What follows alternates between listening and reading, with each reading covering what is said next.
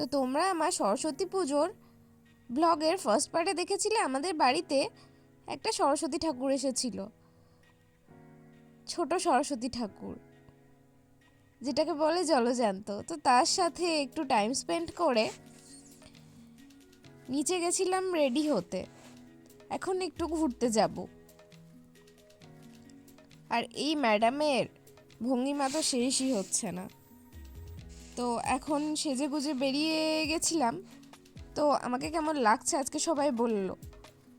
তো এসে দেখছি হোমযজ্ঞ শুরু হয়ে গেছে। আর এই পুচকিটা, এটাও একটা সরস্বতী ঠাকুর, মাকে অপরূপ লাগছিল।